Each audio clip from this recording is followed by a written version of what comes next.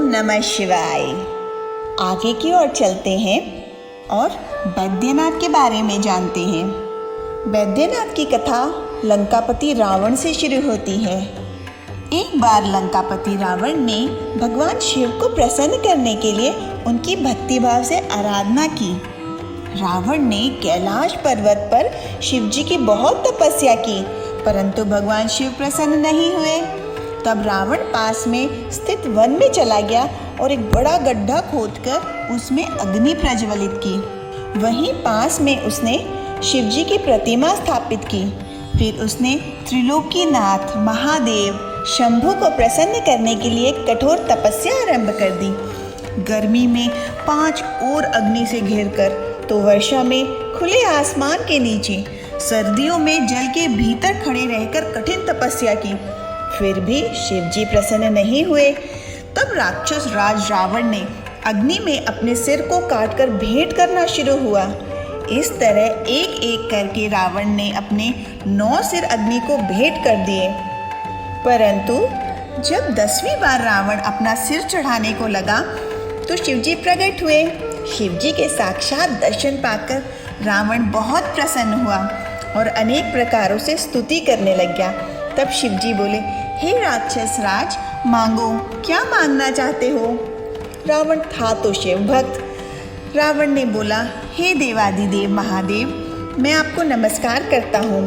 अगर आप मेरी तपस्या से संतुष्ट हुए हैं तो मुझ पर कृपा करिए और मेरे साथ लंका चलिए और मेरे आतिथ्य को स्वीकार करिए। हे प्रभु, मैं आपकी शरण में हूँ और मेरे मनोरथ को पूर्ण कीजिए। रावण के वचन सुनकर शिवजी आश्चर्य में पड़ गए। पहले उन्होंने रावण को पहले की भांति निरोग किया और उसे अतुल बल प्रदान किया। फिर उन्होंने कहा, रावण, मैं तो नहीं जा सकता, लेकिन मैं अपना ज्योतिर्मय लिंग प्रदान करता हूँ। मैं इस शिवलिंग में ज्योतिर्मय रूप में स्थित हूँ, इसीलिए तुम इसे अपने स्थान पर ले जाओ। पर एक बात का ध्यान रखना, इसे रास्ते में कहीं पर भी ना रखना, अन्यथा तुम इसे आगे नहीं ले जा पाओगे और वहीं पर यह स्थित हो जाएगा। तब भगवान शिव का आशीर्वाद पाकर राक्षस राज रावण वहां से अपने घर लंका की ओर चल दिया। अब शिवजी ने अपना शिवलिंग तो दे दिया, पर माता गौरी ने उन्हें समझाया कि ये रावण है तो आपका भक्त, किंतु ये आपको ही अपने वश में करने की कोशिश कर रहा है।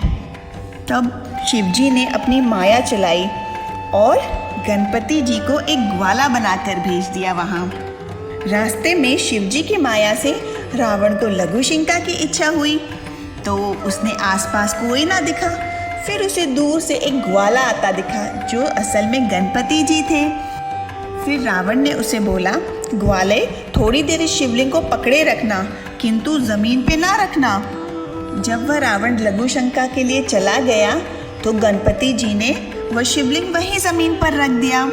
रावण जब वापस आया तो ग्वाले पे बहुत क्रोधित हुआ कि तुमने ये जमीन पर क्यों रख दिया। ग्वाले ने कहा, भाई ये इतना बड़ा और भारी शिवलिंग है, मैं भला कैसे इसे पकड़ के रख सकता था, मैं ठहरा बच्चा।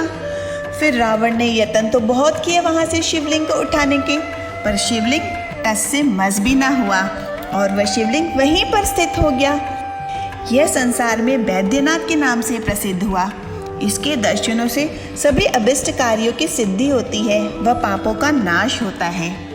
ओम नमः शिवाय, नमो बैद्यनाथाय। Thank you so much for listening all the stories. Please share and subscribe. Thank you.